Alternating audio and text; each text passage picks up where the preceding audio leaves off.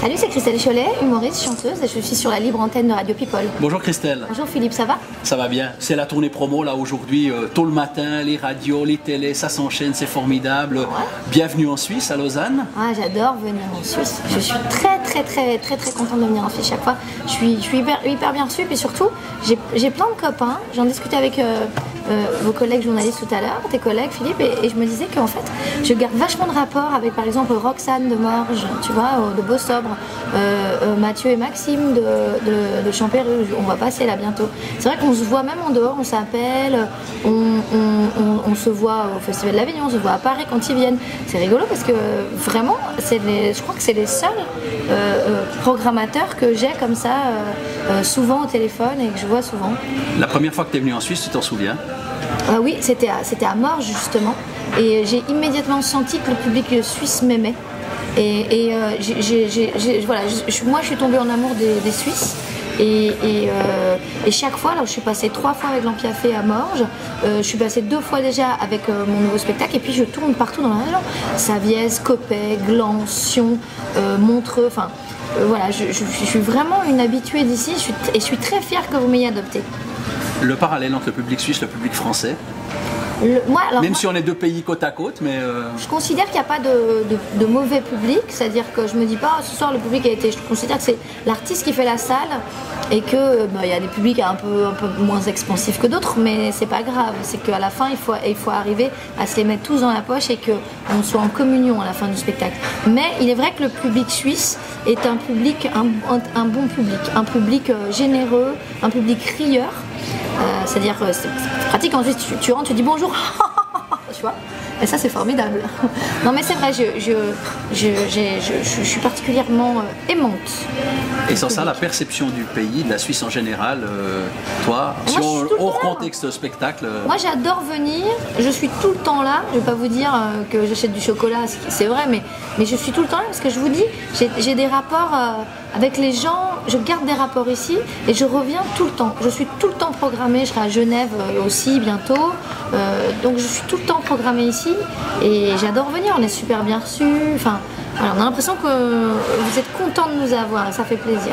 C'est vrai que tu parles de choses que moi, qui ai un âge certain, mais une jeune fille de 20 ans, comment elle peut connaître ça? Écoute, je me suis renseignée. D'accord. Google? Bien sûr. Bien sûr. Donc du coup, mon premier disque, ça a été Qui c'est les plus forts, évidemment, c'est les Verts. Saint-Étienne. Saint-Étienne, Saint-Étienne, oui. Voilà, ça ne présumait pas de mes goûts musicaux après. Et en même temps, j'ai eu un disque qui s'appelait Nestor. Tu te rappelles de ce ventriloque qui s'appelait... qui avait un pingouin qui s'appelait Nestor. Oui, absolument. Et il chantait c'est le chibidibidibidi, c'est le chibidibidibida. Je ne sais pas ce que ça veut dire, mais c'est le chibidibidibidi. Tu vois, je m'en rappelle encore, c'est fou, non? C'est extraordinaire. Et puis on s'en souvient longtemps de ces premiers émois musicaux, je dis. Absolument. Oui. Et moi, je ne sais pas, mais je ne sais pas si c'était un émoi à l'époque, mais en tout cas, j'ai dû l'écouter en boucle. Alors, ce n'est absolument pas dans mon spectacle. Je ne chante pas la Saint-Étienne et le chibidibidi, je tiens à le dire. Tu es fan d'autres clubs que maintenant que la Saint-Étienne? Alors, écoute, tu es fan de quel club? Un petit peu supportrice comme ça? Alors, à travers de mon auteur metteur en scène de mari, oui, le PSG. C'est le PSG que mon mec affectionne particulièrement. Bon, c'est facile cette année, hein. Je divise en 50 mais milliards oui, du mais Qatar. non, mais dis pas ça. C'est un peu facile cette année, gagne. Libre antenne de Radio People avec Christelle Cholet. Voilà. Et humoriste? Humoriste, comédienne, musical woman. Oui, bah oui, parce que alors ça c'est magnifique comme tu nous interprètes chaque chanson et tout, chaque fois qu'on en parle, c'est juste génial. Si on revient à l'enfance, t'es une enfance comment? T'es une petite fille comment, toi? Les rêves d'enfant que tu te souviens? Ah, moi mes rêves, ils étaient sur scène, c'est clair. Ils étaient, quand je regardais, tu sais, on a le même âge j'ai le même âge que Vanessa Paradis. Donc quand 21 ans. Ouais, voilà. Quand je la voyais à la télé, c'était toutes mes envies. J'avais envie de faire ça, j'ai envie de faire du cinéma, j'ai envie de faire de la scène. Mais déjà très tôt, à 10 ans, 9-10 ans, j'étais dans une troupe de théâtre amateur. Mes envies étaient là. Après, j'ai une petite fille très heureuse. D'ailleurs, je suis pas une fille stressée. J'ai beaucoup d'énergie, mais je suis absolument pas stressée. C'est-à-dire que j'ai pas de... T'es pas traqueuse, t'es pas mileuse, t'es pas... Non, t'es plutôt confiante ou bien... Ouais. Est-ce que ça vient de l'enfance? En fait, dans un cadre de sérénité, d'une enfance heureuse et tout, puis ça construit comme ça? Oui, mais il y a toujours des trucs qui se passent dans ton enfance qui te construisent, mais oui, après, il y a quand même une propension à être stressé ou pas, à être, je crois que c'est chimique ça aussi. Moi j'ai jamais été vraiment angoissée. Alors, on a tous des trucs bizarres dans notre enfance, hein, mais franchement, j'ai de la chance. Moi, j'ai eu des parents aimants, j'ai eu des grands-parents formidables. Ça, c'est une chance dans la vie d'avoir une enfance comme ça et de partir ces années de vie. On est solide. Ouais.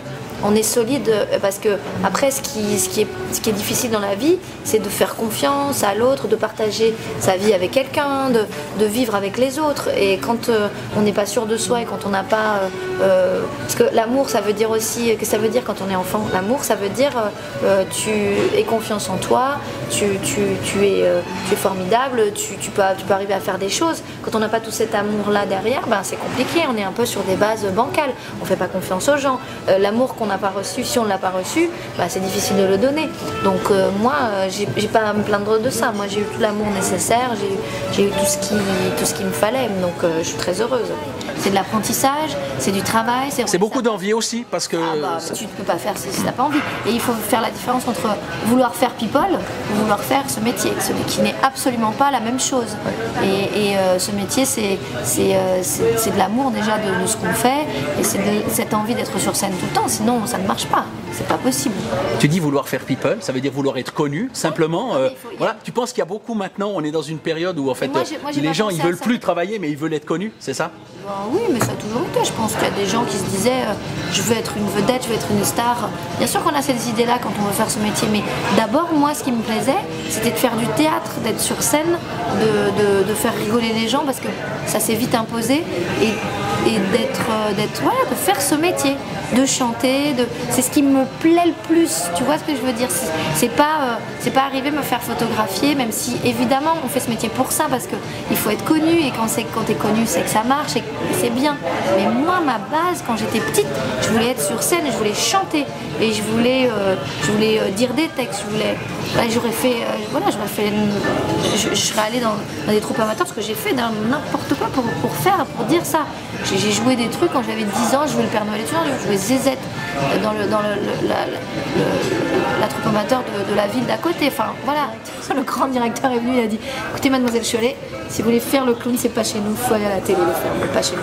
Je me suis fait virer et ce qui est très rigolo, c'est que à peu près quelques mois après, jour pour jour, j'étais à la télé dans les années tubes de Jean-Pierre Foucault. Donc voilà. Tu faisais quoi dans les années tubes de Jean-Pierre Foucault? J'étais dans une troupe encore qui s'appelait la Compagnie Roger Louret et je chantais. On était une troupe de comédiens chanteurs et je chantais et je faisais what on faisait des tableaux. Vous chantez quoi par exemple? Mais je chantais plein de trucs, je me rappelle plus, mais on faisait des tableaux spéciaux comédie musicale par exemple. On chantait What's Seven Neon Lights Bright on Broadway, Une voix magnifique, mademoiselle Chollet, si je peux me permettre. J'entends, je veux dire, est-ce que... C'est madame, hein. Tu vois, pardon. Depuis peu, mais c'est madame. Hein. Oui, j'ai épousé mon mari en juin dernier. Le Vénard, très bien. 1000 ans de bonheur, je te souhaite. Merci beaucoup. Vraiment, ça fait plaisir. Le Vénard, je sais pas si tu dis la même chose, mais en tout cas, non, on est très heureux.